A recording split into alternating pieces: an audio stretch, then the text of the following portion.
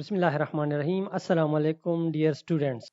आज हम कार्बोहाइड्रेट्स का चैप्टर स्टार्ट करेंगे और कार्बोहाइड्रेट के चैप्टर के बारे में आज हमारा पहला लेक्चर है, जबकि ओवरऑल हमारा छठा लेक्चर है। अच्छा, सबसे पहले ये जानते हैं कि व्हाट आर कार्बोहाइड्रेट्स। कार्बोहाइड्रेट का मतलब ये है, जैसे कि आप इसके नाम को देख सकते हैं, कार्बोहाइड्रेट। कार्बो का मतलब है कार्बन और हाइड्रेट मींस वाटर का मॉलिक्यूल। तो कार्बोहाइड्रेट का लफ्जी मतलब ये हो गया कि हाइड्रेटेड कार्बन, यानी ऐसा कार्बन जिसके साथ वाटर का मॉलिक्यूल मिला हुआ हो या वाटर के मॉलिक्यूल्स मिले हुए हों। जैसे कि आप इसकी जनरल फार्मूले में देख सकते हैं CnH2O होल M। तो यहाँ पे कार्बन है और वाटर का मॉलिक्यूल है, तो ये कार्बोहाइड्रेट्स का जनरल फार्मूला है, इसीलिए इसको कार्बोहाइड्रेट्स कहा जाता है। कार्बोहाइड्रेट किन किन चीज़ों पर मुश्तमिल होते हैं या कार्बोहाइड्रेट की कंपोजिशन क्या होती है। कार्बोहाइड्रेट की कंपोजिशन ये है कि ये कार्बन, हाइड्रोजन और ऑक्सीजन पर मुश्तमिल होते हैं। इसमें हाइड्रोजन और ऑक्सीजन की दरमियान जो रेशो होती है वो यूजुअली वाटर के जैसी होती है, H2O के बराबर होती है, अगर उसको सिंप्लीफाई किया जाए। अब इसकी प्रॉपर डेफिनेशन की तरफ आते हैं। प्रॉपर डेफिनेशन इसकी ये है कि कार्बोहाइड्रेट्स और पॉलीहाइड्रोक्सी एल्डिहाइड्स। पॉलीहाइड्रोक्सी का मतलब ये है कि उसमें हाइड्रोक्सल ग्रुप्स होते हैं और अल्डिहाइड का मतलब है C double bond O single bond H।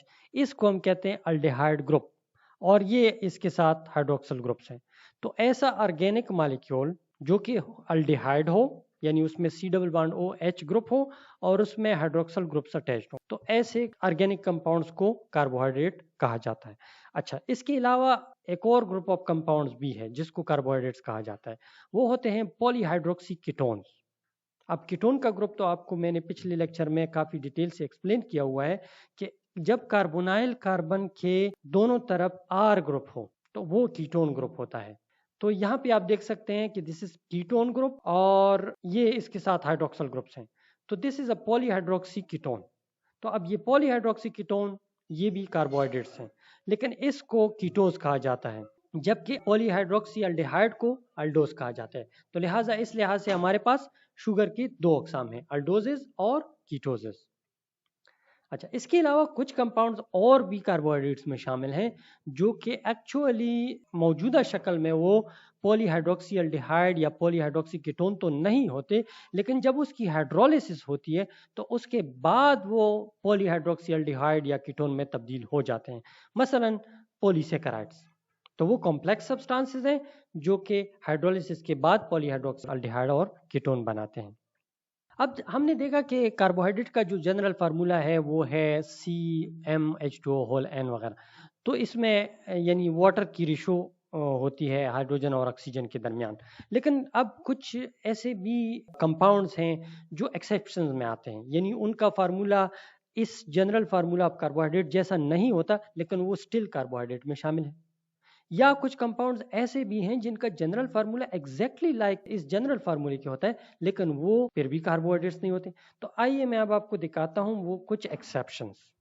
तो अब सबसे पहले वो देखते हैं जो कार्बोहाइड्रेट्स हैं लेकिन उनका फार्मूला इस जनरल फार्मूले से मुख्तलिफ है। मसलन यूरोनिक एसिड। अब यूरोनिक एसिड को आप देखें, इसका फार्मूला क्या है, C6H9O7। इसमें H9O7 है, तो ये आप देखें इसमें वो रेशो वाटर वाली रेशो नहीं बन सकती। यहाँ पे एक एग्जांपल दिया गया है, मैं दिखाता हूँ। ये ग्लूकोज का मॉलिक्यूल है, आप देखें, ठीक है, ये तो ठीक है अल्डिहाइड है और पॉलीहाइड्रोक्सी, इसका फार्मूला तो C6H12O6 है, ये तो जनरल फार्मूला इसका ठीक है। लेकिन ये दूसरी जानिब जो है वो ग्लूकुरोनिक एसिड, जैसे यूरोनिक, चूंकि ये ग्लूकोज से डिराइव्ड हुआ है ये ग्लूकुरोनिक एसिड, तो इसीलिए इसको ग्लूक्यूरोनिक एसिड कहते हैं। तो ये यूरोनिक एसिड एक ब्रॉडर टर्म है जो कि डिफरेंट कंपाउंड्स के लिए यूज होता है। लिहाजा जब आप ग्लूकोज की ऑक्सीडेशन करते हैं तो उससे जो कंपाउंड आता है वो ग्लूकुरोनिक एसिड आता है। तो अब ये ग्लूकुरोनिक एसिड का फार्मूला डिफरेंट है कार्बोहाइड्रेट की जनरल फार्मूले से। इसकी डिफरेंस की वजह क्या है, यहाँ पे आप देख सकते हैं कि बाकी सब चीज़ें तो इस कंपाउंड और इस कंपाउंड में एक जैसी हैं। एक चीज़ है जो इन दोनों में मुख्तलिफ है, वो है COOH और यहाँ पे है सिंगल OH। तो ये चीज़ है जो इसको मुख्तलिफ कर देती है। दूसरा कंपाउंड है हमारे पास फ्यूकोज। अच्छा, फ्यूकोज का फार्मूला देखें, C6H12O5। इसका जनरल फार्मूला भी जो है वो ऊपर वाली जनरल फार्मूले से मुख्तलिफ है क्योंकि इसमें वाटर रेशो नहीं बन सकती।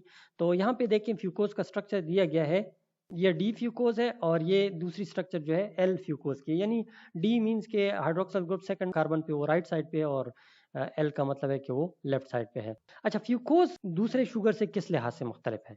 अगर आप नीचे के स्ट्रक्चर को देखें, गैलेक्टोजेस दिए गए हैं, डी गैलेक्टोज और एल गैलेक्टोज, तो इस फ्यूकोज का आप स्ट्रक्चर देखिए एग्जैक्टली लाइक गैलेक्टोज है। देखिए OH OH राइट साइड पे, दो OH लेफ्ट साइड पे, और आखिर में जो है वो फर्क है, यहाँ पे हाइड्रोक्सल ग्रुप मिसिंग है इस आखिरी वाले कार्बन पे, जबकि गैलेक्टोज में ये मौजूद है हाइड्रोक्सल ग्रुप। तो यही वजह है कि इसका जो फार्मूला है फ्यूकोज का वो जनरल फार्मूले से मुख्तलिफ है। इसी तरह इसका एल फॉर्म है, वो आप देखिए वो डिराइव्ड है एल गैलेक्टोज से। तो फ्यूकोज का जनरल फार्मूला कार्बोहाइड्रेट की जनरल फार्मूले से मुख्तलिफ इस वजह से है। अब ऐसे नॉन कार्बोहाइड्रेट्स दिखाता हूँ जिनका जनरल फार्मूला कार्बोहाइड्रेट जैसा है। सबसे पहला एग्जांपल तो है फॉर्मल्डिहाइड। अब आप देखें CH2O, यहाँ पे बिल्कुल एग्जैक्टली ऊपर जो जनरल फार्मूला दिया गया है इसका फार्मूला भी उसी जैसा है, लेकिन अगर आप इसकी स्ट्रक्चर को देखें तो इसमें कोई हाइड्रोक्सल ग्रुप मौजूद ही नहीं है। ये देखें, इसमें C डबल बॉन्ड O है और दोनों तरफ हाइड्रोजन एटम है, इसमें हाइड्रोक्सल ग्रुप नहीं है। हालांकि कार्बोहाइड्रेट की डेफिनेशन ये है कि that should be polyhydroxy aldehyde.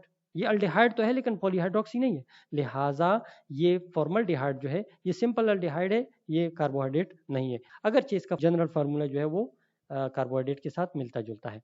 दूसरा कंपाउंड हमारे पास आइनोसिटॉल है। ये देखिए C6H2O होल 6, ये जनरल फार्मूले ऑफ कार्बोहाइड्रेट से बिल्कुल जो है वो आइडेंटिकल है, लेकिन ये फिर भी कार्बोहाइड्रेट्स नहीं है। इसकी वजह क्या है? इसका स्ट्रक्चर देखें, ये पॉलीहाइड्रोक्सी है, साइक्लिक कंपाउंड है, लेकिन ये अल्डिहाइड या कीटोन नहीं है, जबकि कार्बोहाइड्रेट की डेफिनेशन ये है कि वो पॉलीहाइड्रोक्सी अल्डिहाइड या पॉलीहाइड्रोक्सी कीटोन हो। ये पॉलीहाइड्रोक्सी है लेकिन अल्डिहाइड और कीटोन नहीं है, लिहाजा inositol is a non carbohydrate compound with formula similar to the general formula of carbohydrates. अब कार्बोहाइड्रेट्स के कुछ एग्जांपल्स मैं आपको दिखाता हूँ। सबसे पहला एग्जांपल है ग्लूकोज का, ये मेजर मेटाबॉलिक फ्यूल है मैमल्स में। दूसरा एग्जांपल है हमारे पास ग्लाइकोजन। ग्लाइकोजन जो है वो स्टोरेज कंपाउंड है एनिमल्स में। यहाँ पे आपको स्ट्रक्चर भी दिखाया गया है, आप देख सकते हैं कि ये इसमें ग्लूकोज के मल्टीपल मॉलिक्यूल्स आपस में मिले हुए हैं और इसकी स्ट्रक्चर जो है वो ब्रांच्ड है, यानी इसमें ब्रांच मौजूद होते हैं। 1,6 बॉन्ड जो होता है वो ग्लाइकोसिडिक लिंकेज, जो इसका स्ट्रेट चेन है उसमें 1,4 ग्लाइकोसिडिक लिंकेज होता है, जबकि ब्रांच में 1,6 ग्लाइकोसिडिक लिंकेज होता है। हमारे पास दूसरा जो पॉलीसेकेराइड है वो है स्टार्च। ये भी स्टोरेज मॉलिक्यूल है जस्ट लाइक ग्लाइकोजन, लेकिन ये प्लांट में पाया जाता है। स्टार्च जो होता है वो दो किस्म का होता है, एक एमाइलोज और एक एमाइलोपेक्टिन। एमाइलोज अगर आप देखें तो ये स्ट्रेट चेन कंपाउंड है और इसका जो स्ट्रेट चेन है वो जस्ट लाइक ग्लाइकोजन का स्ट्रेट चेन है। तो ग्लाइकोजन का स्ट्रेट चेन देखें और इसका स्ट्रेट चेन देखें, बिल्कुल एग्जैक्टली एक जैसे, बस फर्क ये है कि इसमें वो नहीं पाया जाता, इसमें ब्रांचेस नहीं पाए जाते, ये इसमें डिफरेंस होता है ग्लाइकोजन और एमाइलोज में। स्टार्च की दूसरी जो किस्म है उसे कहते हैं एमाइलोपेक्टिन। एमाइलोपेक्टिन का आप स्ट्रक्चर देखें, ग्लाइकोजन लाइक स्ट्रक्चर है एमाइलोपेक्टिन की। अब एमाइलोपेक्टिन और ग्लाइकोजन में क्या डिफरेंस है? इसकी स्ट्रक्चर तो बिल्कुल आइडेंटिकल है, सिमिलर है। ये अभी आप नेक्स्ट स्लाइड में आप इसकी डिटेल देखेंगे कि वो किस तरह ये दोनों आपस में मुख्तलिफ हैं, हालांकि इसका स्ट्रक्चर बिल्कुल एग्जैक्टली सेम है, यानी 1,4 लिंकेज है इसमें, ग्लाइकोसिडिक लिंकेज स्ट्रेट चेन में, और ब्रांच चेन जो है वो 1,6 के साथ ग्लाइकोसिडिक लिंकेज बना रहा है। हमारे पास एक और स्ट्रक्चर है जिसे सेलुलोज कहा जाता है। ये भी पॉलीसेकेराइड है, लेकिन ये स्टोरेज नहीं, ये स्ट्रक्चरल कंपाउंड है और ये प्लांट्स में पाए जाते हैं, और हमारे पास जो कागज होती है उसमें सेलुलोज शामिल होता है। और सेलुलोज की स्ट्रक्चर आप देखें, ये भी स्ट्रेट चेन है, यानी इसमें भी कोई ब्रांच नहीं होता, लेकिन इसकी अगर आप स्ट्रक्चर देखें तो वो जो एमाइलोज की स्ट्रक्चर है उस जैसी नहीं है, यानी वो भी स्ट्रेट चेन है और ये भी स्ट्रेट चेन है, लेकिन ये एमाइलोज से मुख्तलिफ है। आप इसके स्ट्रक्चर पर थोड़ा सा गौर करें, ये देखें, ये CH2OH इसका ऊपर की जानिब है, इसका ऊपर की जानिब है और इसका ऊपर की जानिब है। यहाँ पे देखें CH2OH ये नीचे की जानिब है और इसका ऊपर है, इसका नीचे, और ये यानी ये अल्टरनेट जो है वो बना रहा है। इसका भी डिटेल जो है वो नेक्स्ट स्लाइड में आप देखेंगे कि ये क्यों एक ऊपर की जानिब है और एक नीचे की जानिब है। इसमें एक और पॉलीसेकेराइड भी है जिसे खाइटिन कहा जाता है, और ये भी स्ट्रक्चरल कंपाउंड है, लेकिन ये आर्थ्रोपोड में पाया जाता है। इसकी जो स्ट्रक्चर है वो भी आप देखें सेलुलोज की तरह है, लेकिन इसमें एक चीज है कि इसमें एक अमाइनो ग्रुप अटैच्ड होता है विद एन एसिटाइल ग्रुप। तो इसमें जो कार्बोहाइड्रेट होता है वो ग्लूकोसामीन होता है, यानी उसके साथ अमाइनो ग्रुप भी होता है, और अमाइनो ग्रुप के साथ एक चीज अटैच होती है जिसे एसिटाइल ग्रुप कहा जाता है। तो लिहाजा ये इस तरह से सेलुलोज से मुख्तलिफ है। और ये भी याद रखें कि ये भी स्ट्रेट चेन है, इसमें भी कोई ब्रांचेस नहीं पाए जाते काइटिन में। और एक और हमारे पास राइबोज है। राइबोज इज अ मोनोसेकेराइड, लेकिन ये पेंटोज शुगर है, इसमें 5 कार्बन होते हैं और ये कहाँ पाए जाते हैं? आरएनएज में, एटीपीज में और एनएडी वगैरह में। डीऑक्सीराइबोज जो है वो डीएनए में पाया जाता है। और इसमें और राइबोज में और डीऑक्सीराइबोज में फ़र्क आपको क्लियरली यहाँ पे नज़र आ रहा है। यहाँ पे एक हाइड्रोक्सल ग्रुप जो है यहाँ पे मौजूद है, जबकि यहाँ पे सिर्फ हाइड्रोजन एटम है, जो कि यहाँ पे दिखाया नहीं गया है, लेकिन है मौजूद एक हाइड्रोजन एटम इसमें कार्बन नंबर 2 पे मौजूद है, लेकिन उसका जो ऑक्सीजन है वो मिसिंग है। दैट्स वाई कि इन्होंने यहाँ पे इसको लिखा नहीं है, जबकि यहाँ पे ऑक्सीजन एटम मौजूद है। तो डीऑक्सीराइबोज में ये नहीं होता और डीऑक्सीराइबोज डीएनए में पाया जाता है। ये भी पेंटोज शुगर है। दूसरी जो शुगर है हमारे पास लैक्टोज है। Lactose is a disaccharide which is composed of 2 monosaccharides, galactose and glucose। यहाँ पे इसका स्ट्रक्चर आपको दिया गया है, यहाँ पे आप देख सकते हैं। दिस इज लैक्टोज डाइसेकेराइड और ये इसमें गैलेक्टोज है और ये ग्लूकोज है। तो ये इसकी स्ट्रक्चर है और ये मिल्क में पाया जाता है। कंपैरिजन ऑफ डिफरेंट कार्बोहाइड्रेट्स, जो मैं जिक्र कर रहा था कि अब आपको पता चल जाएगा कि इसमें क्या डिफरेंसेस हैं। तो आइए मैं आपको अब डिफरेंसेस बताता हूँ। ये सेलुलोज के बारे में कॉलम है, ये स्टार्च का है जिसकी 2 किस्में हैं, एमाइलोज और एमाइलोपेक्टिन। और ये जो कॉलम है इसमें ग्लाइकोजन दिखाया गया है। अच्छा, पहले रो में जो है सोर्स दिखाया गया है कि सेलुलोज कहाँ पाया जाता है? प्लांट्स में। एमाइलोज एमाइलोपेक्टिन प्लांट्स में, जबकि ग्लाइकोजन एनिमल में पाया जाता है। अब सेलुलोज का जो स्ट्रक्चर जो डिफरेंट था ना, वो उसकी बेसिक रीजन ये थी। आप देखें सब यूनिट जो इसके हैं वो बीटा ग्लूकोज हैं, जबकि बाकी तमाम में अल्फा ग्लूकोज मौजूद है। यही वजह है कि सेलुलोज में आपने वो जो CH2OH था, एक में ऊपर की जानिब बहुत आता था और दूसरे में नीचे, एक में ऊपर की जानिब और तीसरे में नीचे आता था। तो इस वजह से ये बीटा ग्लूकोज की वजह से वो इस तरह अल्टरनेट स्ट्रक्चर इसका आ रहा। अच्छा, बॉन्ड्स को अगर देखा जाए तो सबके स्ट्रेट चेन में carbon number 1 of the first sugar glycosidic linkage बनाता है सेकंड शुगर के कार्बन नंबर 4 के साथ। तो ये 1,4 ग्लाइकोसिडिक लिंकेज उसके स्ट्रेट चेन में, इसमें भी और इसमें भी। तो सारों में 1,4 लिंकेज पाया जाता है। अच्छा, अब ये जो एमाइलोपेक्टिन है और ग्लाइकोजन है, ये दूसरों से इन दो से इस लिहाज से मुख्तलिफ है कि इनमें ब्रांचेस भी मौजूद हैं। यानी ग्लाइकोजन में भी ब्रांच मौजूद है, एमाइलोपेक्टिन में भी। ब्रांच कहाँ पे है? 1,6, यानी एक शुगर का कार्बन नंबर 1 दूसरी शुगर के कार्बन नंबर 6 के साथ। तो इसमें भी यही चीज़ है। तो अब ये दोनों एमाइलोपेक्टिन और ग्लाइकोजन इस लिहाज से आपस में सिमिलर हो गए। अब फर्क यहाँ पे अभी आएगा। ब्रांचेस इस सेलुलोज में नहीं है, एमाइलोज में नहीं है, लेकिन एमाइलोपेक्टिन और ग्लाइकोजन में ब्रांचेस हैं। अब फर्क क्या है कि एमाइलोपेक्टिन में तकरीबन पर, ये रफ एस्टिमेट है ना, पर 20 सब यूनिट्स इसमें एक ब्रांच बनता है, जबकि ग्लाइकोजन में पर 10 सब यूनिट्स एक ब्रांच बन रहा है। और ये दोनों रफ एस्टिमेट है, यानी ऑन एवरेज जो है ना वो 10 सब यूनिट पे एक ब्रांच बन रहा है। तो अब ब्रांचेस किस में ज्यादा होंगे? ग्लाइकोजन में ज्यादा होंगे या एमाइलोपेक्टिन? जाहिर है ग्लाइकोजन में ज्यादा होंगे, क्योंकि यहाँ पे हर 10 के बाद एक ब्रांच बन रहा है और यहाँ पे हर 20 के बाद बन रहा है, तो ब्रांचेस इसमें ज्यादा होंगी। अगर इसके डायग्रामेटिक स्ट्रक्चर को देखा जाए तो ये जो ब्लॉक नजर आ रहा है ना, ये CH2OH का है। तो इसमें अल्टरनेट है, एक ऊपर की जानिब एक नीचे, एक ऊपर एक नीचे। तो ये बीटा ग्लूकोज इसकी वजह से है, जबकि इसमें अल्फा ग्लूकोज है, तो ये सारे के सारे ऊपर की तरफ हैं। अल्फा ग्लूकोज इसमें है और इसमें भी अल्फा ग्लूकोज है, तो सारे के सारे ऊपर की जानिब हैं। इसमें भी अल्फा ग्लूकोज है, तो ये सारे ऊपर की जानिब हैं। ठीक है, तो इस वजह से ये और ये जो है ये इसमें ब्रांचेस है, 1 to 6 ब्रांच बन रहा है। इसकी पूरी शेप देखें, ये देखें, ये इसमें कोई ब्रांच नहीं है और ये इस तरह आपस में अरेंज होते हैं। एमाइलोज को देखें, वो कुछ हेलिकल स्ट्रक्चर में अरेंज हो रहा है। एमाइलोपेक्टिन देखें, इसमें ब्रांचेस देखें कम है, जबकि ग्लाइकोजन में ब्रांचेस देखें वो ज्यादा है। बस यहीं पे इसमें डिफरेंस है कि एक में ज्यादा ब्रांचेस हैं और एक में कम। फूड्स हाई इन कार्बोहाइड्रेट्स, ऐसी खुराक जिसमें कार्बोहाइड्रेट की मिकदार ज़्यादा होती है। तो सबसे पहले हमारे पास स्वीट्स, ये जितनी भी बर्फियाँ, लड्डू, गुलाब जामुन, ये सारी चीज़ इसमें जो है, मिठाइयाँ वगैरह, ये सारी में कार्बोहाइड्रेट बहुत ज़्यादा मिकदार में मौजूद होता है। Soft drinks, Coca Cola, Pepsi, ये सारी चीज़ें इसमें जो है ना कार्बोहाइड्रेट की मिकदार बहुत ज़्यादा होती है।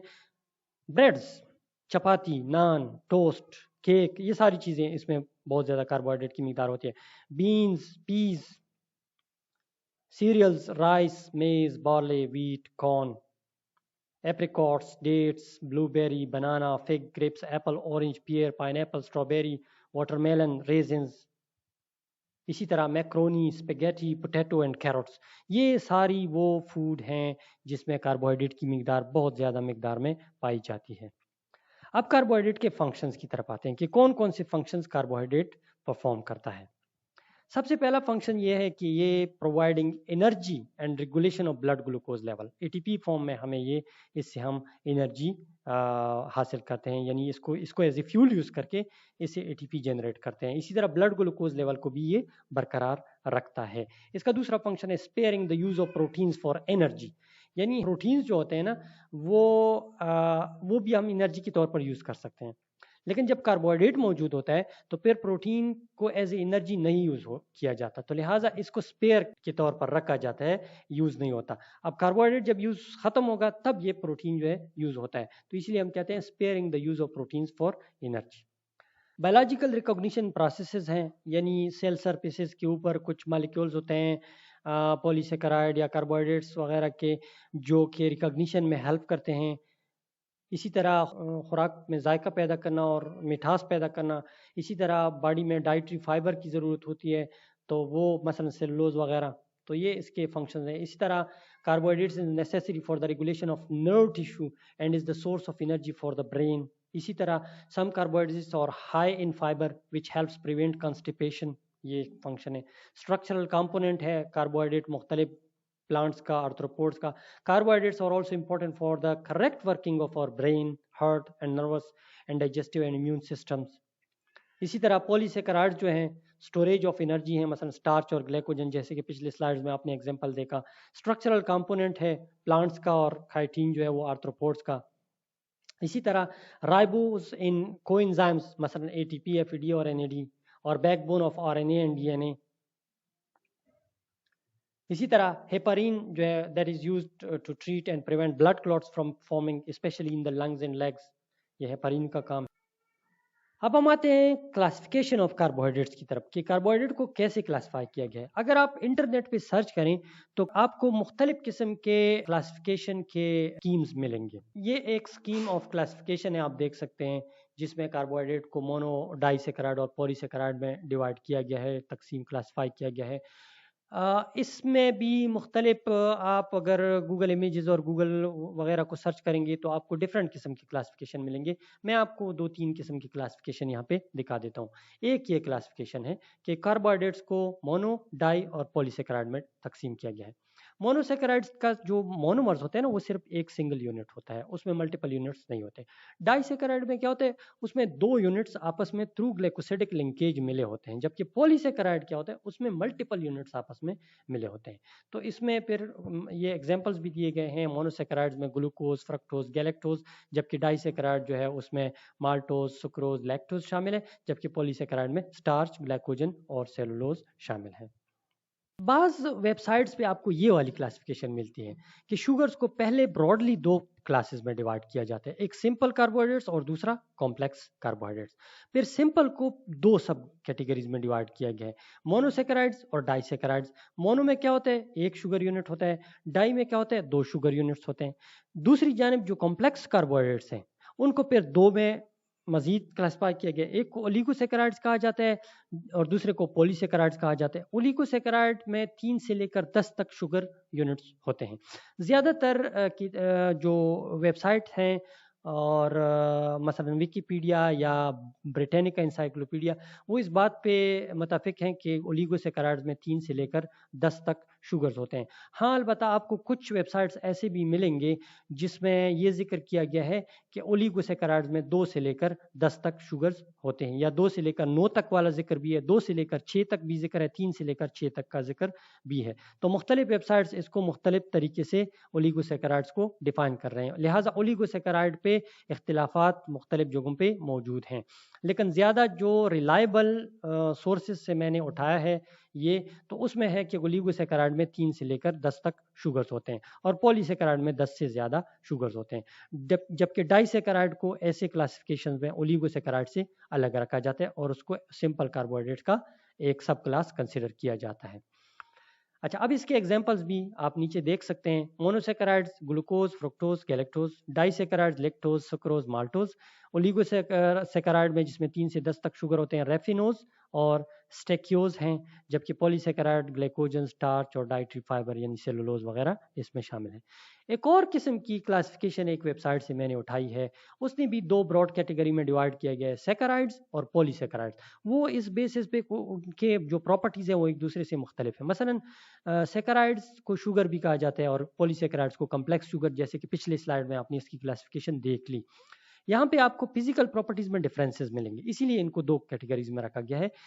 एक तो ये कि इसका लो मोलिकुलर वेट होता है सेकेराइड का, और पॉलीसेकेराइड या कम्प्लेक्स का हाई मोलिकुलर वेट होता है। दूसरी डिफरेंसेस इनमें यह है कि एक जो है सोलबल शुगर है और दूसरा जो है इनसोलबल है। एक जो है उसका जायका स्वीट है और दूसरे का टेस्टलेस है। फिर पॉलीसेकेराइड को इस क्लासिफिकेशन में, जिस तरह पिछले क्लासिफिकेशन में डिवाइड किया गया था ओलिगो और पॉली में, यहाँ पे कॉम्प्लेक्स शुगर को बस मजीद डिवाइड नहीं किया गया है, जबकि सेकेराइड्स को दो क्लासेस में डिवाइड किया गया है, मोनोसेकेराइड्स और डाइसेकेराइड्स। अब आप इसके यूनिट्स देख सकते हैं, ये आप देखें, मोनोसेकेराइड एक सिंगल एक यूनिट है, डाइसेकेराइड दो यूनिट्स थ्रू ग्लाइकोसिडिक लिंकेज मिले हुए हैं। मल्टीपल शुगर जो है या कॉम्प्लेक्स शुगर वो पॉलीमर्स होते हैं मोनोसेकेराइड्स के, और बाज़ दफ़ा इसमें ब्रांचेस भी पॉसिबल्स होते हैं। अब स्पेसिफिकली आते हैं मोनोसेकेराइड्स की तरफ। मोनोसेकेराइड्स और the simplest sugars, they are colorless, they are water soluble, they are sweet in taste and they are crystalline solids। ये इसके करेक्टरिस्टिक्स हैं। अब इनको कैसे क्लासिफाई किया जाता है? इनको भी मुख्तलिफ स्कीम के ज़रिए से क्लासिफाई किया जाता है। मसलन मंदरज झैल 4 किस्म के स्कीम्स मैं आपको बताता हूँ जिसके ज़रिए से आप क्लासिफाई कर सकते हैं मोनोसेकेराइड्स को। पहली जो स्कीम है उसके मुताबिक वो ये कहते हैं कि प्लेसमेंट ऑफ कार्बोनाइल ग्रुप यानी C+O, कि वो टर्मिनल कार्बन पे मौजूद है या वो कहीं दरमियान में मौजूद है। तो उस लिहाज से इसको दो ग्रुपों में डिवाइड किया गया है, अल्डोजेज और कीटोजेज। अगर टर्मिनल कार्बन के साथ है यानी C+O और H है तो दो शुगर्स और कॉल्ड अल्डोजेज। अगर ये कहीं दरमियान में है तो दो शुगर्स और कॉल्ड कीटोजेज।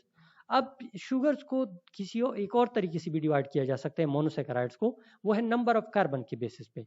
उसमें 2 कार्बन है तो डायोज, 3 है तो ट्रायोज, 4 कार्बन है तो टेट्रोज, 5 कार्बन है तो पेंटोज, 6 कार्बन है तो हेक्सोजेज।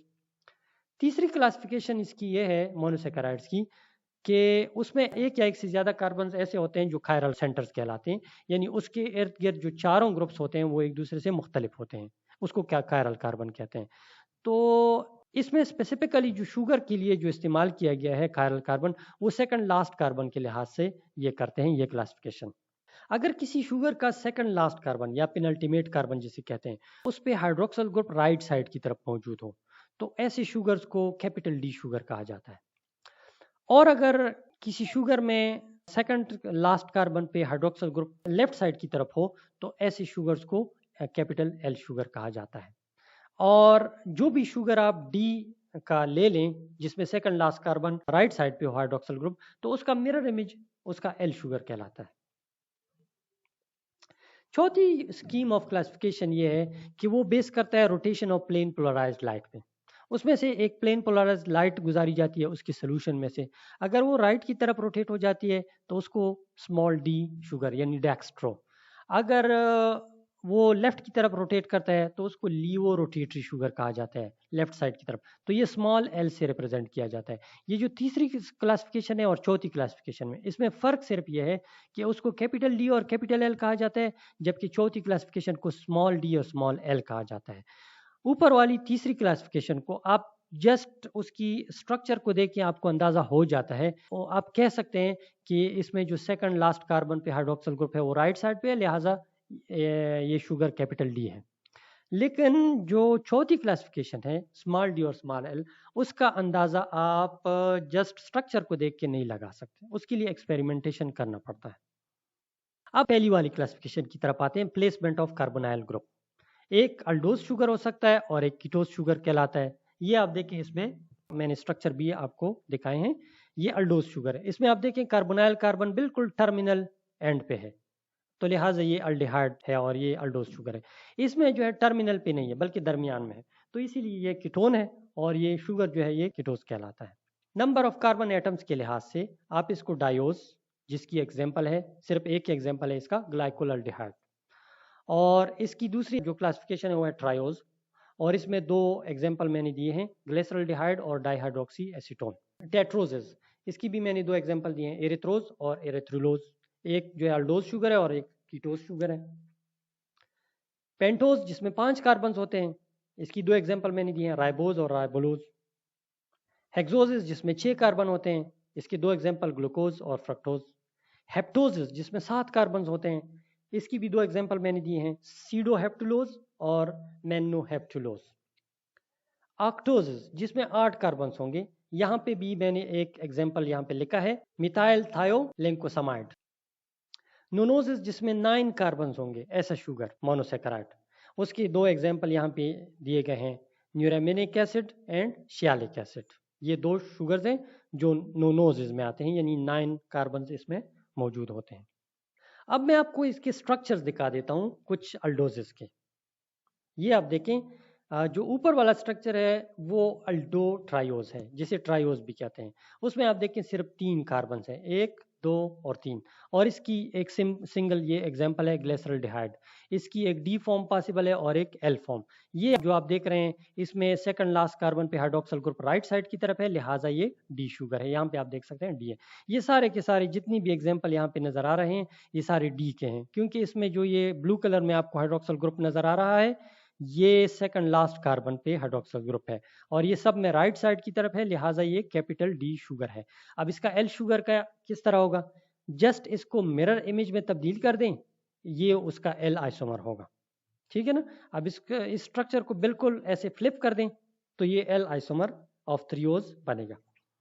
अच्छा, अब दूसरा जो है इसमें अल्डोटेट्रोसिस है, जिसको टेट्रोसिस भी कहते हैं। इसमें 4 कार्बन होते हैं और ये दो एग्जाम्पल्स हैं इसके, एरिथ्रोज और थ्रियोज, और ये दोनों भी डी हैं। इसमें फर्क इस हाइड्रोक्सिल ग्रुप में है, ये देखिए इसमें राइट साइड की तरफ है और ये हाइड्रोक्सिल ग्रुप लेफ्ट साइड की तरफ है। तीसरी क्लास है अल्डोपेंटोसिस, जिसे पेंटोसिस भी कहा जाता है। यहाँ पे इसके 4 एग्जाम्पल्स हैं, राइबोज, एराबिनोज, जाइलोज और लेक्सोज। इसमें भी फर्क अगर आप देखें, ये रेड कलर में जो हाइड्रोक्सिल ग्रुप्स मौजूद हैं, ये राइट साइड की तरफ है राइबोज में, और एराबिनोज में एक लेफ्ट की तरफ है और एक राइट की तरफ है। जाइलोज में पहले वाला राइट की तरफ है और दूसरा लेफ्ट की तरफ है, जबकि लेक्सोज में दोनों लेफ्ट की तरफ है, रेड वाले। और जो सबसे आखिरी है ये अल्डोहेक्सोसिस, जिसे हेक्सोसिस भी कहते हैं। इसमें 6 कार्बन होते हैं, ये आप देख भी सकते हैं। ये इसकी मिसालें हैं, एलोज, अल्ट्रोज, ग्लूकोज, मेनोज, गुलोज, आइडोज, गैलेक्टोज और टेलोज। इसमें भी जो डिफरेंसेस नजर आ रहे हैं ना, वो रेड हाइड्रोक्सिल ग्रुप में आप देख सकते हैं। अच्छा, अब ये जो सारे स्ट्रक्चर्स हैं, इसमें बेसिकली जो आपने मेमोराइज करना होता है वो ये रेड वाले हाइड्रोक्सिल ग्रुप्स हैं। एक तो आपको ये पता होना चाहिए कि इसमें कार्बन कितने होंगे, ठीक है ना। मसलन एरिथ्रोज का आपको पता हो कि इसमें 4 कार्बन होते हैं, थ्रियोज में 4 हैं, इसी तरह लेक्सोज में 5 कार्बन होते हैं और ग्लूकोज में 6 होते हैं। ये चीज़ आपने सबसे पहले मेमोराइज करनी है कि किस शुगर में कितने कार्बन हैं। तो एक तो आपने उसका नाम याद करना होगा, मसलन एलोज, अल्ट्रोज, ये नाम आपके जहन में होने चाहिए। और दूसरा ये कि उसमें कार्बन कितने हैं, ये आप याद रखें। अच्छा, जब आपको ये मेमोराइज हो जाए तो फिर जो तीसरा मरहला है इस स्ट्रक्चर को मेमोराइज करने का, वो सिर्फ और सिर्फ ये रेड वाले जो हाइड्रोक्सिल ग्रुप्स हैं, इसकी ओरिएंटेशन याद करनी है कि ये कहाँ पे है। अब सबसे पहला जो है ट्रायोज, उसकी तो कोई भी उसमें तो रेड वाला हाइड्रोक्सिल ग्रुप है ही नहीं, तो लिहाजा आपको इसको बस जस्ट आपको इतना याद हो कि इसमें 3 कार्बन है बस, और ग्लिसरॉल्डिहाइड इसका नाम है। बस आप अगर इसको राइट साइड की तरफ ब्लू वाले को करेंगे तो वो डी ग्लिसरॉल्डिहाइड होगा, और लेफ्ट की तरफ करेंगे इसको तो एल ग्लिसरॉल्डिहाइड होगा। अब बात शुरू हो जाती है प्रॉब्लम वो टेट्रोसिस के बाद, उसमें एक है एरिथ्रोज और दूसरा है थ्रियोज। तो अब इन शुगर्स को कैसे याद रखा जाए कि किस में हाइड्रोक्सिल ग्रुप राइट साइड की तरफ है रेड वाला और किस में लेफ्ट साइड की तरफ है। तो मैंने इसके लिए एक फार्मूला दरियाफ्त किया है, जिसे निमोनिक्स भी आप कहते हैं सिंपल फॉर्म में। उसके लिंक्स मैंने नीचे डिस्क्रिप्शन में दिए हैं, आप जाके वो डिस्क्रिप्शन में जाएं, वहाँ पे आप उस वीडियो को देखें, आपको बिल्कुल क्लियरली आसान तरीके से मैंने समझाया हुआ है जो निमोनिक्स हैं, कि आप ये कैसे मेमोराइज करेंगे कि ये रेड वाले हाइड्रोक्सिल ग्रुप किस शुगर में राइट साइड की तरफ है और किस में लेफ्ट साइड की तरफ है, कौन से कार्बन पे लेफ्ट पे होंगे और कौन से कार्बन पे राइट साइड पे होंगे। तो बहुत आसान फार्मूले हैं, इंशाल्लाह मुझे उम्मीद है कि आप वो वीडियो देखेंगे तो आपको क्लियरली वो समझ आ जाएगी कि ये किस तरह मैंने वो फार्मूला और निमोनिक बनाया हुआ है। अच्छा, उसके लिंक्स यहाँ पे भी मैंने दिए हैं, तो ये आप देख सकते हैं। ये जो 2 वीडियोस हैं ना, ये दोनों वीडियोस आप जिस वीडियो का भी टाइप करेंगे अपने ब्राउज़र में, तो आप जो है निमोनिक्स पे चले जाएंगे, जिसमें आपको सिखाया गया है कि how to memorise the structure of aldoses. ये अल्डोजेस, अच्छा ये याद रखें कि ये डी शुगर्स के लिए है ये फार्मूले। एल शुगर तो बस आसान है ना, एक दफ़ा आप डी शुगर को मेमोराइज करें, एल शुगर को बस जस्ट इसका मिरर इमेज कर दें तो वो इसका एल शुगर बन जाता है। अच्छा, इसका एक तो ये लिंक है। दूसरा इसका आसान तरीका ये है कि आप मेरे चैनल पे चले जाएं, जिसका नाम है चैनल का साई आर्ट फन। वो वहाँ पे चले जाएं और गूगल में सर्च करें, उस पर क्लिक करें तो आप चले जाएंगे मेरे यूट्यूब चैनल में। वहाँ पे आपको जो प्ले लिस्ट दिया गया उस प्ले लिस्ट में चले जाएं। वहाँ पे बायोकेमिस्ट्री, केमिस्ट्री के प्ले लिस्ट मौजूद हैं, डीपीटी के प्ले लिस्ट भी मौजूद हैं और दूसरे, वहाँ पे आप चले जाएं तो वो ये वीडियोस आपको सारे मिलेंगे। इसके अलावा आपको और भी वीडियोस मिलेंगे, मसलन अमाइनो एसिड के स्ट्रक्चर आप कैसे मेमोराइज करेंगे, नाइट्रोजनस बेसिस के स्ट्रक्चर कैसे मेमोराइज करेंगे, ये सारी चीज़ें वहाँ पे मैंने बहुत डिटेल से वहाँ समझाई हैं वीडियोस में। अब मैं आपको कीटोसिस के स्ट्रक्चर्स दिखाता हूँ। ये आप देखें, ये कीटोसिस के हैं। जिस तरह अल्डोसिस के स्ट्रक्चर थे, यानी 3 कार्बन, 4 कार्बन, 5 कार्बन, इस तरह इसमें भी हैं। ये जो पहली एग्जांपल है ये कीटो ट्रायोस की है, जिसको ट्रायुलोज भी कहा जाता है। जो अल्डोसिस थे उसको ट्रायोस कहते थे और ये ट्रायुलोज कहते हैं। इसके साथ यू का लफ्ज़ इस्तेमाल हो रहा है। और इसकी जो मिसाल है वो है डाई हाइड्रोक्सी एसीटोन। और इन सब में आप देखें जो कार्बोनाइल ग्रुप है ना, वो कार्बन नंबर 2 पे है। ये देखें, कार्बन नंबर 2 पे कार्बोनाइल ग्रुप मौजूद है। और जो सेकंड लास्ट कार्बन है, जो ब्लू कलर में हाइड्रोक्सल ग्रुप है, वो राइट साइड पे है, लिहाजा ये सारे डी शुगर्स हैं, कैपिटल डी। ये जो शुगर है इसको टेट्रोलोज कहते हैं या कीटो टेट्रोज, और इसकी एग्जांपल यहाँ पे है एरिथ्रोलोज। ये पेंटुलोज शुगर्स हैं, एक मिसाल है राइबोलोज की और एक जाइलोलोज की। यहाँ पे ये जो एग्जांपल्स हैं हेक्सोलोज की, ये सिकोज जिसको एलोलोज भी कहा जाता है, और ये फ्रक्टोज है, सॉर्बोज और टेगाटोज। ये वो सारे कीटोजेस हैं जिनके स्ट्रक्चर्स मैंने आपको दिखाए हैं। अच्छा, इसके बारे में भी मैंने वीडियो बनाई है कीटोजेस के स्ट्रक्चर को मेमोराइज करने के लिए। इसमें भी आपको सिर्फ ये रेड वाले जो हाइड्रोक्सल ग्रुप है ना, इसकी मेमोराइज करने की ज़रूरत है। सबसे पहले तो आपने ये मेमोराइज करना है कि किस शुगर में कितने कार्बन हैं, तो ये तो पहला पॉइंट है। मसलन आपको ये पता हो कि सॉर्बोज किस ग्रुप से ताल्लुक़ रखता है, यानी 5 कार्बन वाले से, 4 से, 3 से, किससे, ये 6 कार्बन वाले से ताल्लुक़ रखता है। ये तो आपको पता होना चाहिए। दूसरी चीज़ आपको ये पता होना चाहिए कि सेकंड लास्ट कार्बन आपने हमेशा राइट साइड पे ड्रॉ करना है डी ग्लूकोज के लिए।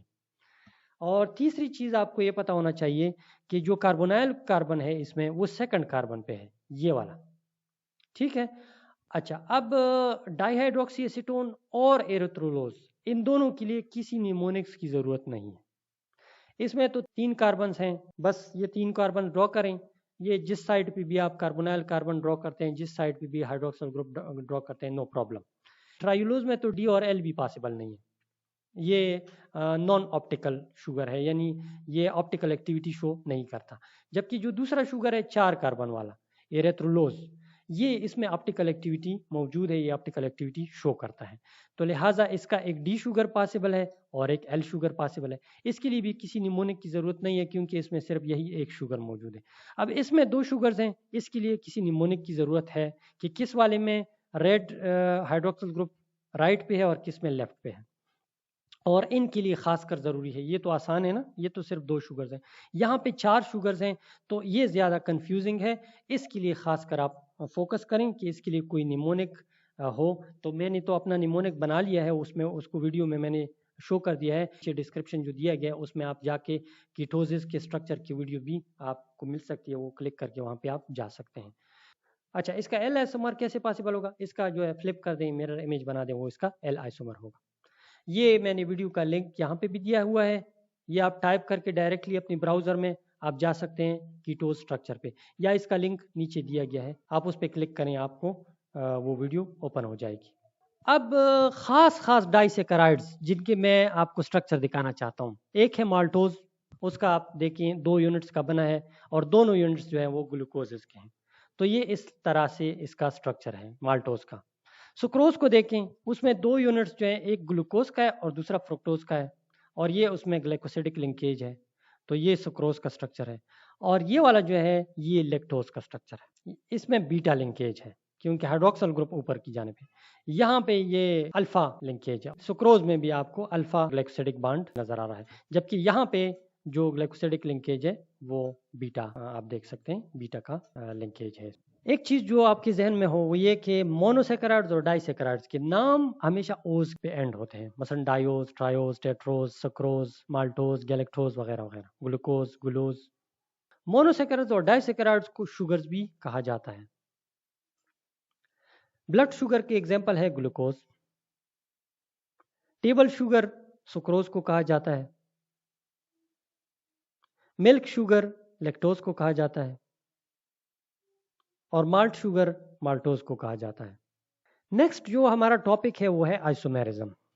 लेक्चर नंबर 4 आप देखें, ओपन करें अपने BSCN का, उसमें मैंने डिटेल से आइसोमेरिज्म के बारे में आप लोगों को बताया हुआ है कि आइसोमेरिज्म क्या है, उसकी कितनी किस्में हैं, टाइप्स वगैरह, ये सब कुछ मैंने एक्सप्लेन किया हुआ है। लिहाजा इधर मैं आइसोमेरिज्म के बारे में डिटेल से बात नहीं करूंगा, सिर्फ सिंपल आप लोगों को एक दोहराई किस्म की दूंगा। और जो लेक्चर 4 है उसका लिंक मैंने डिस्क्रिप्शन में दिया हुआ है, आप जाके वहाँ पे उसको क्लिक करके आप आइसोमेरिज्म के बारे में और उसके टाइप्स के बारे में जान सकते हैं। केमिस्ट्री में आइसोमेरिज्म का लफ्ज आइसोमर से निकला है, जिसका मतलब है इक्वल पार्ट्स। तो they are the compounds with same molecular formula but different structural formula.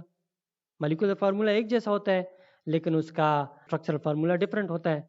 अब आइसोमेरिज्म की 2 क्लासेस हैं जो मैंने पिछली वीडियो में काफी डिटेल से एक्सप्लेन किए हैं, स्ट्रक्चरल आइसोमेरिज्म और स्टीरियो आइसोमेरिज्म। अब हम सीधे स्टीरियो आइसोमेरिज्म की तरफ आते हैं।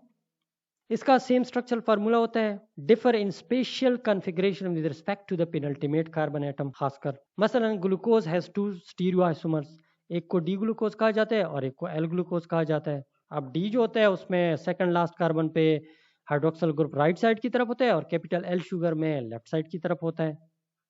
ये आप देखें डी और एल ग्लूकोज के स्ट्रक्चर्स हैं, एक दूसरे का बिल्कुल एग्जैक्टली क्या है, मिरर इमेज है। तो इसको एनांशुमर्स भी कहा जाता है।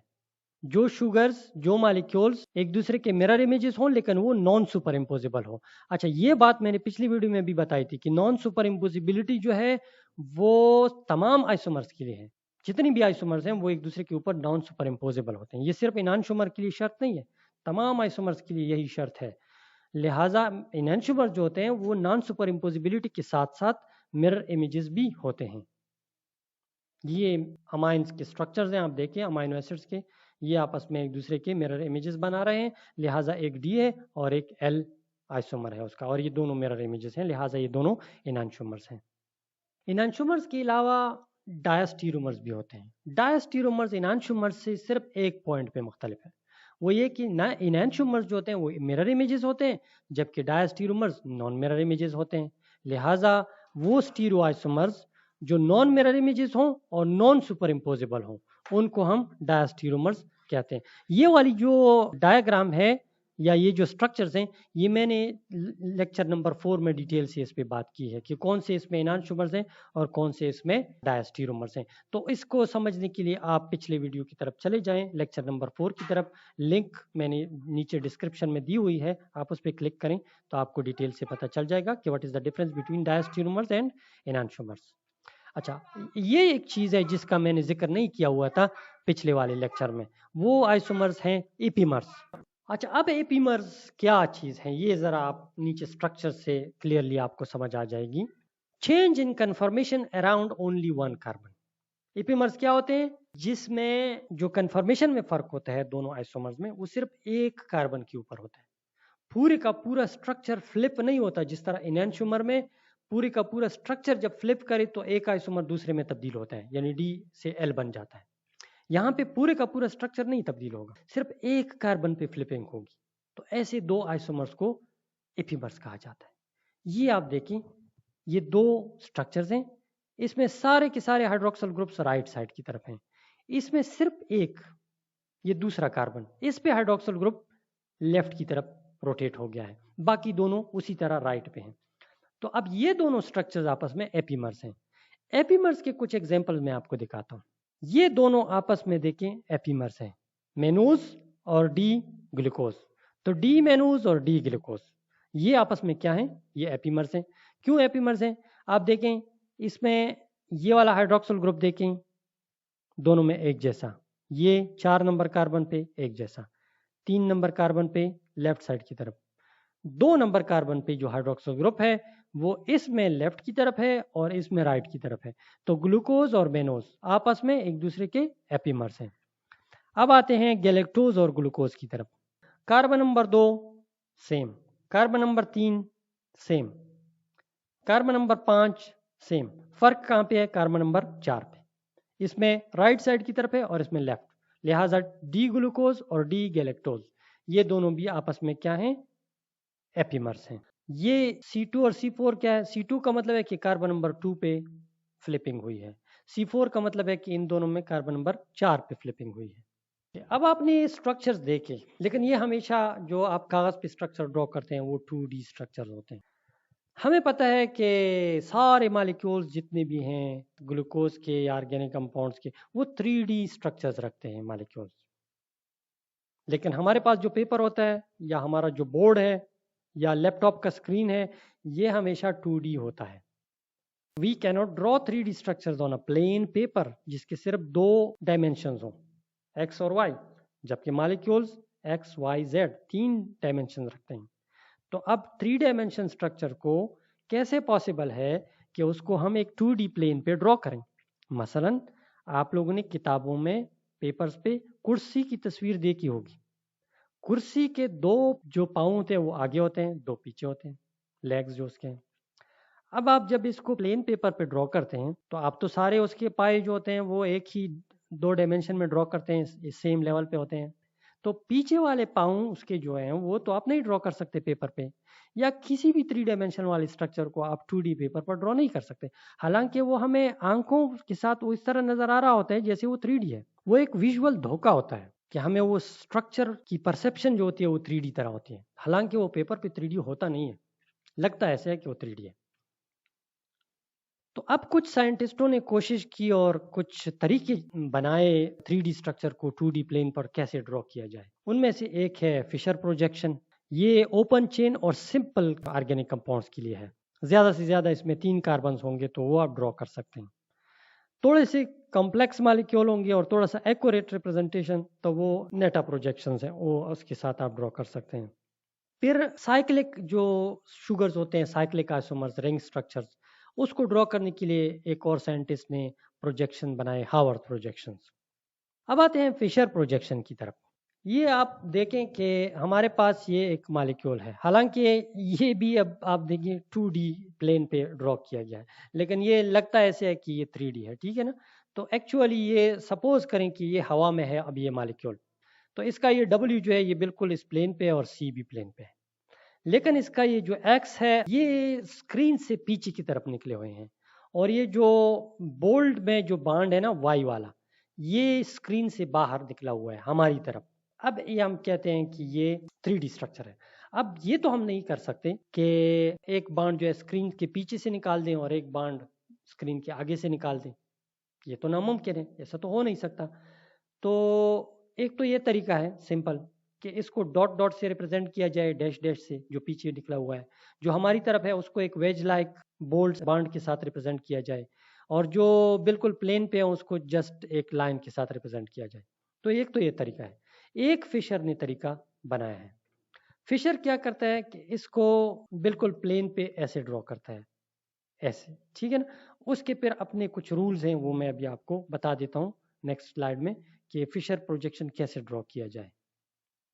तो सबसे पहले तो ये इसकी डेफिनेशन देखें कि the Fischer projection is a 2 dimensional representation of a 3 dimensional organic molecule by projection, कि उसको प्रोजेक्ट किया जाए तब उसका स्ट्रक्चर ड्रॉ किया जाए। ये प्रोजेक्शन से क्या मुराद है? आप एक 3 डायमेंशनल मॉलिक्यूल ले लें और नीचे कागज रखें, प्लेन पेपर। 3 डायमेंशनल मॉलिक्यूल को पेपर के ऊपर रखें और उसका साया, ठीक है ना, ऊपर से एक लाइट लगा दें, बल्ब, जिसकी वजह से उस 3 डायमेंशनल मॉलिक्यूल का नीचे कागज पे साया पड़े और उस साये को आप ड्रॉ करें। तो ये एक किस्म की प्रोजेक्शन है। तो इससे आइडिया लेकर फिशर ने अपने प्रोजेक्शंस के लिए रूल्स बनाए। तो अब वो रूल्स क्या हैं? रूल्स ये हैं कि हम जितने भी बॉन्ड्स ड्रॉ करेंगे वो या तो वर्टिकली ड्रॉ करेंगे या हॉरिजॉन्टल, कोई बॉन्ड हम तिरछा ड्रॉ नहीं करेंगे। अच्छा, इस स्ट्रक्चर में अल्डोज में एक यहाँ पे ये है कि तिरछे बॉन्ड्स ड्रॉ किए गए हैं जो कि फिशर प्रोजेक्शन रूल्स के मुताबिक नहीं है। मैं सिर्फ आपको समझाने के लिए ये स्ट्रक्चर मैंने उठाए हैं। इसमें बिल्कुल सारे बॉन्ड्स या तो वर्टिकल्स हैं या हॉरिजॉन्टल हैं, ठीक है। ये एक पहला रूल है इसका। दूसरा रूल क्या है कि carbon chain should always be vertical, उसको वर्टिकली ड्रॉ करना है। तो इसमें आप देखें ये हमारे पास कार्बन चेन है, सी सी सी, 3 कार्बन, ये सारे आपने वर्टिकली ड्रॉ करने हैं। तीसरा रूल ये है कि carbon number 1 should always be at the top. ये कार्बन नंबर 1 है, ये वाला और ये वाला, तो ये हमेशा टॉप पे ड्रॉ करें। इसको ऐसे ड्रॉ ना करें कि कार्बन नंबर 1 या ये जो अल्डिहाइड ग्रुप है ये नीचे हो, इधर अल्डिहाइड ग्रुप ड्रॉ करें, ये गलत है। ये गलत आप नहीं कह सकते, फिशर प्रोजेक्शन के रूल्स के मुताबिक फिर ये नहीं होगा। जैसे कि इस स्ट्रक्चर को हम गलत नहीं कह सकते, सी डबल बॉन्ड ओ तिरछा है, लेकिन ये फिशर प्रोजेक्शन के रूल्स के मुताबिक नहीं है। C1 के मुताबिक फिर 2 रूल्स हैं। एक ये है कि in an aldose carbon of the aldehyde carbon is carbon 1, तो अल्डिहाइड का तो हमेशा 1 पे होता है, ठीक है। लेकिन कीटोज में फिर कौन सा कार्बन नंबर 1 होगा? ऊपर वाला जो कार्बन होगा वो लोवेस्ट, ठीक है, ये वाला कार्बन। तो अब इसमें तो खैर है ही 3 कार्बन, अगर 4 कार्बन होते तो एक नीचे इधर होता। तो कीटोन को, जो कीटोन ग्रुप है उसको ऊपर वाले कार्बन के करीब रखना पड़ता है इसमें, तो ये एक रूल है इसमें। हॉरिजॉन्टल बॉन्ड्स मीन्स के वो टुवर्ड्स द वीवर हैं। अब देखें ये यहाँ पे ये विकिपीडिया से मैंने लिया हुआ है। फिशर प्रोजेक्शन के रूल के मुताबिक horizontal bonds towards the viewer. अब ये स्ट्रक्चर देखिए, इसको ये शख्स है, एक बंदा है जो देख रहा है, और ये सी और डी के बॉन्ड्स जो हैं ये टुवर्ड्स द व्यूअर हैं। तो सी और डी को आपने हॉरिजॉन्टल ड्रॉ करना है, यानी टुवर्ड्स द व्यूअर। ये देखें व्यूअर की तरफ ये प्रोजेक्ट कर रहे हैं ना, तो ऐसे बॉन्ड्स जो व्यूअर की तरफ प्रोजेक्ट कर रहे हैं वो सी और डी हैं, तो वो सी और डी हमारी तरफ है मीन्स। तो यानी इसका ये दूसरी, इसको रिवर्स जानिब से समझते हैं। ये हमारे पास फिशर प्रोजेक्शन है, ठीक है। इसमें ये जो हॉरिजॉन्टल बॉन्ड है ये इस तरह होगा, यानी हमारी तरफ ये होगा। और ये जो वर्टिकल बॉन्ड्स है ए और बी के, इसका मतलब है कि ये अवे फ्रॉम द व्यूअर, ये व्यूअर से दूर जा रहे हैं। देखें ए बी व्यूअर्स की से परे जा रहा है और बी बी व्यूअर से परे जा रहा है, तो इन बॉन्ड्स को आपने वर्टिकल ड्रॉ करना है। तो फिशर प्रोजेक्शन सिर्फ 3 कार्बन वाली शुगर्स के लिए ही करामद है, बाकी के लिए ये इतना करामद नहीं है। उसके लिए फिर नेटा वाला रूल्स हैं वो आपने बनाने हैं, और आईयूपिक वाले इसको डिस्करेज करते हैं कि फिशर प्रोजेक्शन के रूल्स को इस्तेमाल किया जाए। नेक्स्ट हमारे पास है हावर्थ प्रोजेक्शन के rule. Howard projection is a common way of representing the cyclic structure of monosaccharides with a simple 3-dimensional perspective। यानी साइक्लिक कंपाउंड्स को आपने कैसे रिप्रेजेंट करना है, ये आप देखें साइकिल वाले स्ट्रक्चर को कैसे रिप्रेजेंट। अब इसके रूल्स हैं, मैं आपको बताता हूँ। पहला रूल ये है कि atoms number 1 to 6 are carbon atoms. ये आप देखें 1 2 3 4 5 6 ये कार्बन के एटम्स हैं। कार्बन नंबर 1 को एनुमेरिक कार्बन कहा जाता है, ये जो कार्बन है। Atoms 1 to 6 have extra hydrogen atoms not depicted। यहाँ पे आप देखें इसके साथ नीचे एक हाइड्रोजन एटम है जिसको शो नहीं किया गया है। 2 कार्बन पे ऊपर हाइड्रोजन है, शो नहीं किया गया है। 3 कार्बन पे नीचे हाइड्रोजन है, शो नहीं हुआ है। 4 कार्बन पे ऊपर हाइड्रोजन है, उसको भी शो नहीं किया है। 5 कार्बन पे नीचे हाइड्रोजन है, उसको भी शो नहीं किया है। तो हाइड्रोजन एटम्स को ड्रॉ नहीं करेंगे। A thicker line closer to the observer 2 and 3, ये जो 2 और 3 नंबर कार्बन के दरमियान जो लाइन है वो थिकर है। ये थिकर लाइन का मतलब है कि ये बिल्कुल हमारे करीब वाला बॉन्ड है। Atoms number 1 and 4 फारदर from the observer, ये जो कार्बन नंबर 1 है और 4 है ये हमसे थोड़े दूर है एज कंपेयर टू 2 और 3। कार्बन नंबर 5 सबसे ज्यादा दूर है हमसे, 5 और 6 दोनों। Groups below the plane of the ring equivalent to the right hand side of the Fischer projection. अब ये जो नीचे है ना, ये हाइड्रोक्सिल ग्रुप, ये वाले, ये फिशर प्रोजेक्शन जो वर्टिकल स्ट्रक्चर था उसमें राइट साइड की तरफ होते हैं, ठीक है। यहां से अब आपको इसकी क्लियर समझ आ जाएगी। ये देखें कार्बन नंबर 4 पे हाइड्रोक्सिल ग्रुप राइट साइड की तरफ है, 2 पे राइट साइड की तरफ है। पहले 2 पे देखते हैं। ये देखें 2 वाला नीचे है, 3 वाला हाइड्रोक्सिल ग्रुप लेफ्ट साइड की तरफ है, 3 वाला हाइड्रोक्सिल ग्रुप देखिए ऊपर की जानिब है, 4 कार्बन पे हाइड्रोक्सिल ग्रुप राइट साइड की तरफ है फिशर प्रोजेक्शन में, हावर्थ में 4 वाला नीचे की जानिब है। 5वां हाइड्रोक्सिल ग्रुप तो गायब हो जाता है, उसकी वजह यह है कि वो बांड में यूटिलाइज हो जाता है। ये वाला हाइड्रोक्सिल ग्रुप बांड बनाता है, जो कि यहाँ पे उसका ऑक्सीजन दिखाया गया है। ये बांड बना रहा है carbon number 5 with carbon number 1। ये कार्बन 1 है और ये कार्बन 5 है। तो ये हाइड्रोक्सिल ग्रुप इस अल्डिहाइड ग्रुप के साथ बांड बना के इस तरफ आता है। अब ये जो कार्बन नंबर 1 है इसको एनोमेरिक कार्बन कहते हैं, यानी ये हाइड्रोक्सिल ग्रुप है। इस एनोमेरिक कार्बन को मैं आप आगे स्लाइड में समझाऊंगा कि इसका क्या मतलब है और किस तरह ये आइसोमर्स बनाता है। ये साइक्लिक आइसोमर्स हैं। एनोमेरिक एनोमर्स को साइक्लिक आइसोमर्स भी कहा जाता है। ये ओपन चेन है और ये साइक्लिक स्ट्रक्चर्स हैं। ये भी डी ग्लूकोज है और ये भी डी ग्लूकोज है, क्योंकि इसका सेकंड लास्ट कार्बन पे हाइड्रोक्सिल ग्रुप राइट साइड की तरफ है। अच्छा, अब ये कार्बन नंबर 1, इस पे हाइड्रोक्सिल ग्रुप अगर नीचे हो तो ये अल्फा है, अगर ऊपर हो तो ये बीटा है। अब इसके लिए कैसे मेमोराइज किया जाए, ये तो लोग भूल जाते हैं कि कौन से वाले पे जो है हाइड्रोक्सिल ग्रुप ऊपर होगा और कौन से पे नीचे होगा। अभी तो आप मेमोराइज करेंगे, लेकिन बाद में 1 साल बाद या कुछ अरसे बाद आप भूल जाएंगे कि बीटा में ऊपर था या अल्फा में ऊपर था। अच्छा, आसान तरीका यह है कि पश्तो में बरा ऊपर को कहते हैं, ठीक है ना, बरा बरा का लफ्ज़ पश्तो में ऊपर के लिए यूज़ होता है। तो ये मैंने पश्तो बोलने वालों के लिए मैंने ये निमोनिक बनाया है कि हमेशा आप ये देखें कि बरा यानी बीटा, तो बीटा वाला हाइड्रोक्सिल ग्रुप बरा होगा यानी ऊपर होगा और दूसरा का नीचे होगा। तो ये एक दूसरे के एनोमर्स हैं, ये वाला और ये वाला, एक अल्फा है एक बीटा, ये क्या है आपस में एनोमर्स हैं। ये देखें एनोमर्स, अल्फा नीचे, बीटा बरा यानी ऊपर। ये सिर्फ और सिर्फ कार्बन नंबर 1 पे ये होगा, बाकी कार्बन के बारे में आप नहीं करेंगे। सिर्फ कार्बन नंबर 1 पे ऊपर हो तो बरा, नीचे हो तो alpha.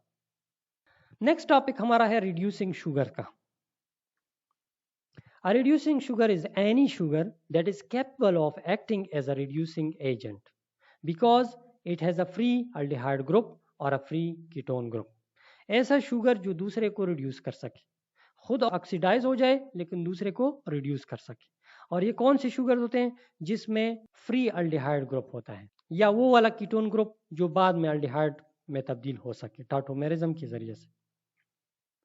All monosaccharides or reducing sugars along with some disaccharides, some oligosaccharides and some polysaccharides.